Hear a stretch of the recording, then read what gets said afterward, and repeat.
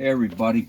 Okay, this is probably not even that necessary, but I'm cleaning the pistons and I'm not doing a great job, but these two I've already done. I already did number one and this is number four, and this is basically what I do. And you see right in there, look in there. And you take it up, see that gas coming out?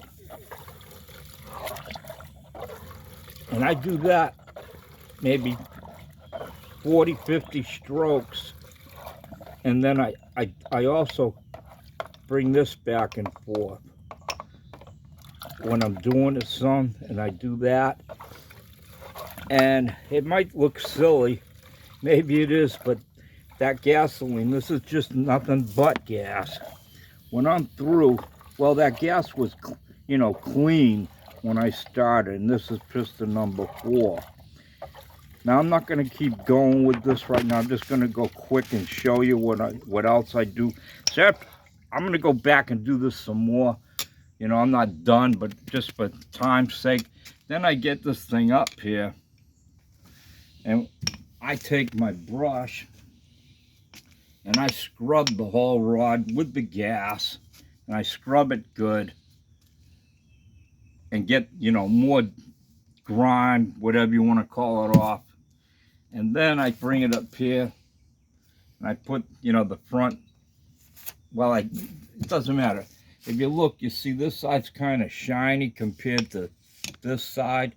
So I do it this way. I take the shiny side towards me, and I take the end caps off.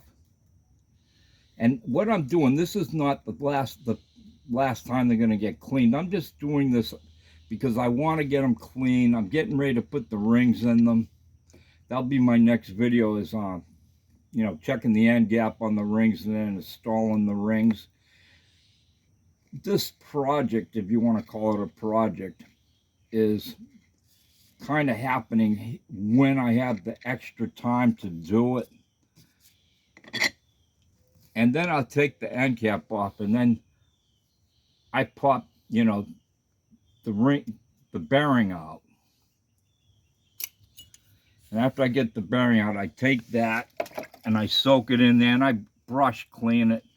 And I take that, I soak it in there. I will not be reusing these bearings, but I'm just keeping them in there for the time being, because it could be 3 weeks, a month before I get back to this. And I clean that out. And I clean the bearing off.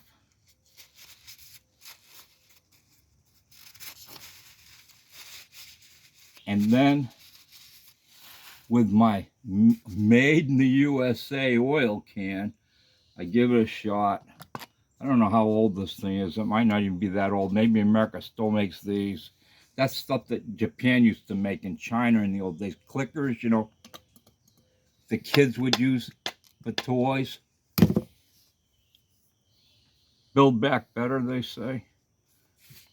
That's how you start. You start with making little junky tin toys.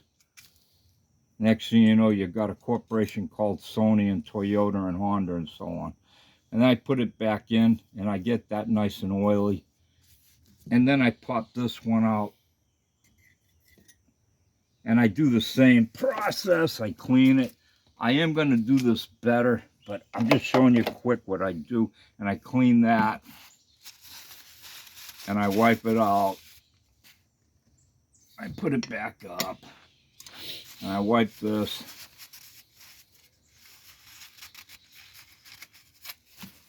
The same thing.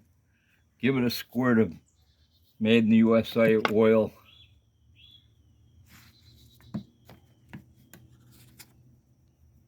Get it on there. Make sure you got your tab right. See a little groove there. I mean, I know you all know this, but somebody that's never done it before, that happens to just stumble onto this. And I'm sure if you took it to a machine shop, they'd do a much, much, much better job. And then I even clean these up, and I'll oil these up. And generally speaking, you can tell the top from the bottom, because one side is shinier than the other, and I put the shiny side going down. And then when I get done,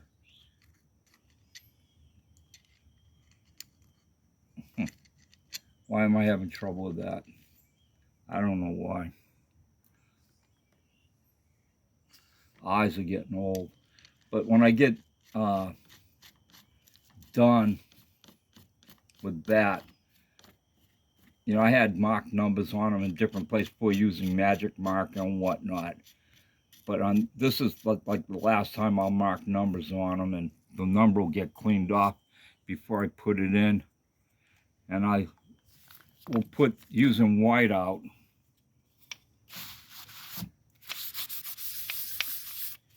that was number 4.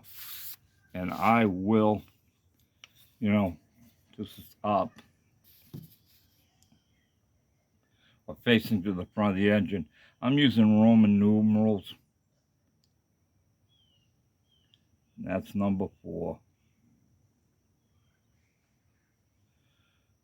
And that's it. So let me show you something else. Okay, like I says, I got a lot of other junk I'm doing. And this is another thing that's going on here. You can see that there's, well, you look there, there's no grass. There hasn't been any grass here in a long time. And this whole area, it's a long story to it, but all this, I'll call it, I don't know, dirt. I went and, you get it for free here. The city has it piled up and you're going, you know, so I load up the pickup truck and I was bringing in, you know, filling up. I got an S10, so it doesn't hold a lot, but it holds enough. It basically would take me 125 shovelfuls, you know, using a little old spade shovel, and 125 shovelfuls, and that'd be it. You know, I wasn't going past that. And I spread all this out. This was this past Wednesday, Thursday, and Friday. And I'm waiting for, I want it to rain a couple times. It's supposed to rain today and tomorrow, they claim. And if it does, great. And to kind of even it out and bring it down some and get it good and wet, and I'm going to throw the seed on it. If it comes up nice, I'll show you. And if it doesn't come up, I'll show you. And I'll tell you what I think went wrong. I bought a bag of what they call contractor seed over at Lowe's, and they said it was okay to use in shaded areas. Because where I live, the grass here, you know, it grows. It sucks. It's all weeds, but at least it's green. But wherever you got a lot of shade, it won't grow. And then I'll show you something else that I've been doing. This is just a utility shed that I got, you know, to keep stuff in. But the house itself on the outside, in what I call the patio area, had a whole lot of wood rot and mold and everything. And I made a video of that. Maybe you saw it, maybe you didn't, but I finally got that done, and I'll show you how that came out. Hey, you, what are you doing? Say hello. This post was totally rotted out at the bottom, and I flipped it around, and that's the part now that's at the top was all rotted. And you know what I used? There was some wood. Bondo. The Bondo you put in your car. And these areas here was all rotted out at the bottom and in the sills. And same thing. Now the sills I put new wood in. But in some areas you can't get this rough cut wood anymore. And at that thickness too. And Bondo. And it says, I don't know, maybe you all know it, but it says it right on the can. Bondo can be used for wood. And I think it came out good. I'll show you where I had a goof up though. Okay, you see those like things sticking out at the roof? I got a total of 3, 6, 9, 12, 13, 14, 15 of these things, and almost all of them were messed up, and I had to go up and dig out because they got rotted inside somewhat. And I dug them all out and I filled it up with, you know, Bondo. And the first one I did, though, I didn't use Bondo, and I'll show you what happened. Okay, there's a Bondo one, and that one up there is not a Bondo one. As you can see, it blistered all out. Now, I didn't get this done last week. This project was finished about, quite a while ago. Maybe even in the end of 2021, but that one busted right out. And I was using plastic wood, and I used that foam stuff. I didn't use a lot, but, well, you see what happens. So I'm going to be getting up there and digging that all out, and I'm going to Bondo it. And that's what's happening with me. And everybody, tomorrow is Easter. Have a great Easter, and take your wife and kids and do something good. I'll see you all.